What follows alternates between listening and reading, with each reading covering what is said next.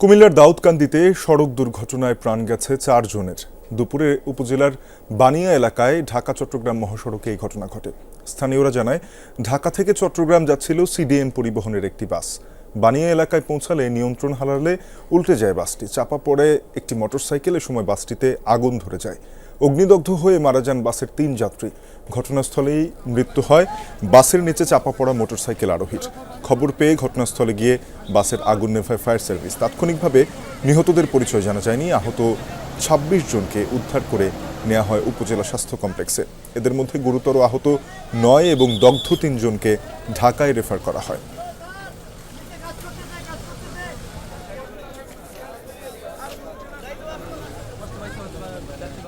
এই দুর্ঘটনার বিষয়ে আরও জানাতে কুমিল্লা থেকে যুক্ত হয়েছেন সহকর্মী খোকন চৌধুরী। খোকন, নিহতদের পরিচয় জানা গেছে কিনা?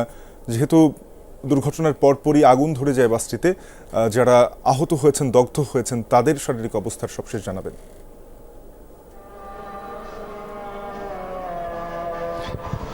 সাফিয়ান, আসলে ঘটনার পর থেকে কিন্তু আমরা খোঁজখবর নিচ্ছি এবং এখন যে জায়গাটিতে রয়েছি এখানে কিন্তু প্রাথমিক চিকিৎসার জন্য কিন্তু যে 26 জন আহত তাদেরকে নিয়ে আসা হয়েছিল, সেটি দাউদকান্দি গৌরীপুর উপজেলা স্বাস্থ্য কমপ্লেক্স। এখানে এসে আমরা যেটি জানতে পেরেছি, একজন শিশু নিহত হয়েছেন, 18 মাস বয়স, তার নাম হচ্ছে হুসেইন। সেই হুসেইনের পিতার সঙ্গে আমরা কথা বলে যেটি জেনেছি, আসলে এই গাড়িতে যারা যাত্রী ছিলেন, অর্থাৎ এই একটি লোকাল বাস সিডিএম পরিবহনের চট্টগ্রামের উদ্দেশ্যে যাচ্ছিল, সেই বাসে ড্রাইভারদের সঙ্গে যারা যাত্রী ছিলেন তাদের একটি বাকবিতণ্ডা তৈরি হয় এবং এই বাকবিতণ্ডার ফলেই কিন্তু ড্রাইভার উত্তেজিত হয়ে বেপরোয়া গতিতে গাড়ি চালাচ্ছিলেন। একটি পর্যায়ে কিন্তু সেটি নিয়ন্ত্রণ হারিয়ে রাস্তার উপরেই উল্টে পড়ার পরেই কিন্তু আসলে এর পাশে একটি মোটরসাইকেল ছিল, মোটরসাইকেলের উপর পড়া মোটরসাইকেলের যে চালক ছিলেন তিনিও মারা গেছেন এবং এই বাসে সাথে সাথে আগুন লেগে যাওয়ার ফলে কিন্তু বাসের 3 যাত্রী পুড়ে মারা যান। তাদেরকে উদ্ধার করে মোট 26 জন আহতদেরকে উদ্ধার করে কিন্তু এই হসপিটালে নিয়ে আসা হয়। এখানে আসার পরেই কিন্তু যে 4 জন তাদেরকে মৃত ঘোষণা করা হয়। এর মধ্যে 2 শিশু, 1 জন নারী এবং 1 জন মোটরসাইকেল চালক ছিলেন।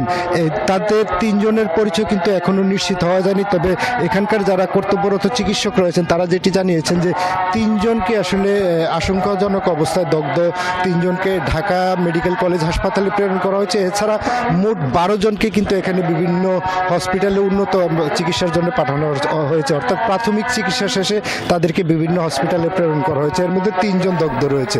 তো এখন পর্যন্ত কিন্তু যারা বাকি 3 জন রয়েছেন তাদের পরিচয় শনাক্ত করা যায়নি। পুলিশ তাদের পরিচয় শনাক্তের চেষ্টা চালাচ্ছেন। সাফিন, নিশ্চয়ই ঘটনার পরবর্তী খবরাখবর আপনার কাছে আবারও জানবো খোকন। ধন্যবাদ আপনাকে।